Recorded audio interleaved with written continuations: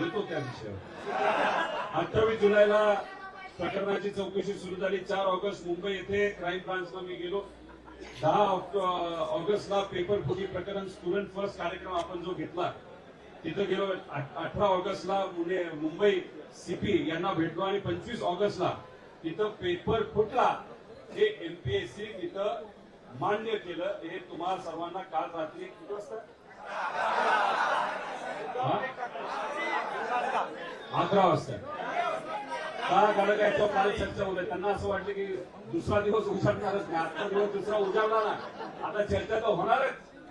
आता याचे जे एमपीएससीचे अध्यक्ष आहेत विवेक महाराष्ट्रातल्या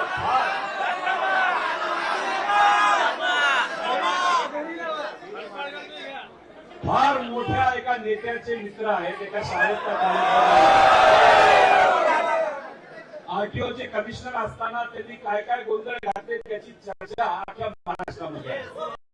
गोंधळ घालणारा जर एखादा अधिकारी त्याला तुम्ही एमपीएससीचा अध्यक्ष बनवत असेल तर हे आम्हाला मान्य नाही. त्यांना तुम्हाला घरी पाठवावं लागेल.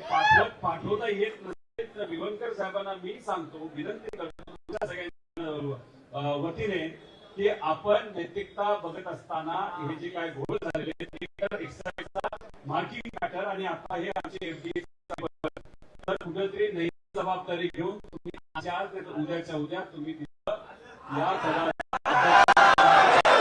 राजीनामा तिथे द्यावा.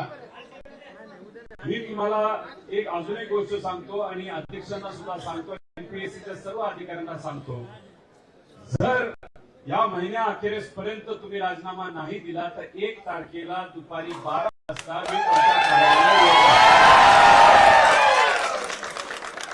आता माझ्या बरोबर 1, 2, 3, 10, 100, 1000 किती लोक येतील हे मला सांगा. हा लढा तुमचा आहे, हा तुमच्या सगळ्यांचा आहे. एकटा हा लढा व्यक्ती लढू शकत नाही.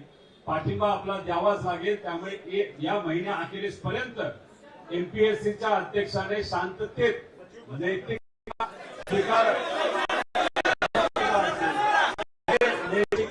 मनामध्ये घेत तिथं राजीनामा दिलाच पाहिजे. जर नाही दिला तर आम्ही जाब विचारण्यासाठी 1 तारखेला 12 वाजता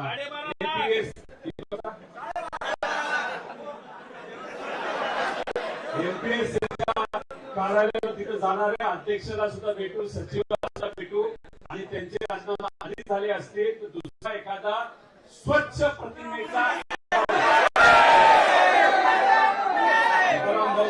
तिथे त्या जबाबदारी मला माहित नाही त्यांचं आत्ताचं पद आणि हे पद काय कसं आहे, पण ज्याला कोणाला द्यायचं त्याला स्वच्छ प्रतिमेच्या व्यक्तीला तिथं जबाबदारी दिली पाहिजे या महिन्या अखेरीस, अशी आमच्या सगळ्यांची मागणी आहे. कारण काय हा विषय एनडीएचा फक्त आहे का?